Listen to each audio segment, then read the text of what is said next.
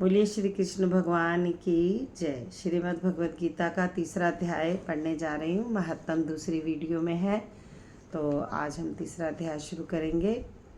तीसरा अध्याय। इस पर अर्जुन ने प्रश्न किया कि हे जनार्दन, यदि कर्मों की अपेक्षा ज्ञान आपके श्रेष्ठ मान्य है, तो फिर हे केशव, मुझे भयंकर कर्म में क्यों लगाते हैं तथा आप मिले हुए वचन से मेरी बुद्धि को मोहित सी करते हैं। इसीलिए उस एक बात को निश्चय करके कहिए कि जिससे मैं कल्याण को प्राप्त हूँ। इस प्रकार अर्जुन के पूछने पर भगवान श्री कृष्ण महाराज बोले, हे निष्पाप अर्जुन, उस लोक में दो प्रकार की निष्ठा मेरे द्वारा पहले कही गई है।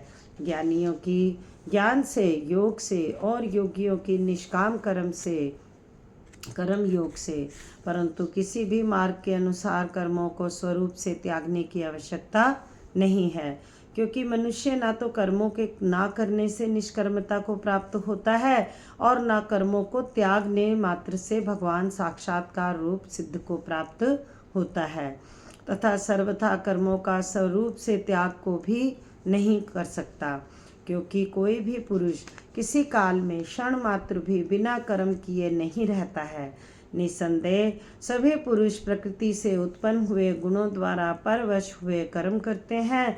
इसीलिए जो मूढ़ बुद्धि पुरुष कर्म इंद्रियों को हठ से रोककर इंद्रियों के भोग को मन से चिंतन करता रहता है, वह मिथ्याचारी अर्थात दंभी कहा जाता है।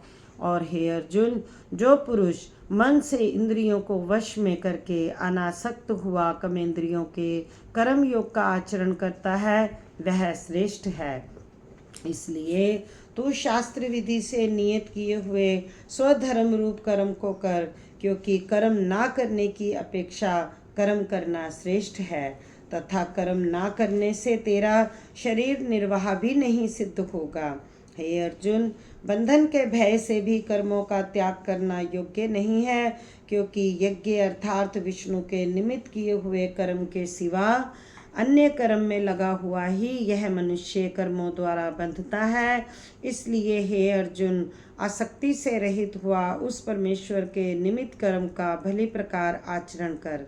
कर्म ना करने से तू पाप को भी प्राप्त होगा, क्योंकि प्रजापति ब्रह्मा ने कल्प के आदि में यज्ञ सहित प्रजा को रच कर कहा है कि इस यज्ञ द्वारा तुम लोग बुद्धि को प्राप्त हो, और यह यज्ञ तुम लोगों को इच्छित कामनाओं के देने वाले होवें, अथवा तुम लोग इस यज्ञ द्वारा देवताओं की उन्नति करो और वे लोग देवता लोग तुम लोगों की उन्नति करें।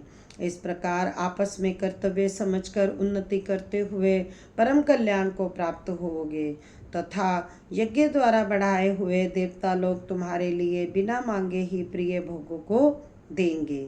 उनके द्वारा दिए हुए भोगों को जो पुरुष उनके लिए बिना दिए ही भोगता है, वह निश्चय चोर है। कारण कि यज्ञ से शेष बचे हुए अन्न को खाने वाले श्रेष्ठ पुरुष सब पापों से छूटते हैं, और जो पापी लोग अपने शरीर पोषण के लिए ही पकाते हैं, वे तो पाप को ही खाते हैं, क्योंकि संपूर्ण प्राणी अन्न से उत्पन्न होते हैं, और अन्न की उत्पत्ति वृष्टि से होती है, तथा वृष्टि यज्ञ से होती है, और वह यज्ञ कर्मों से उत्पन्न होने वाला है, तथा उस कर्म को तू वेद से उत्पन्न हुआ जान, और वेद अविनाशी परमात्मा से उत्पन्न हुआ है।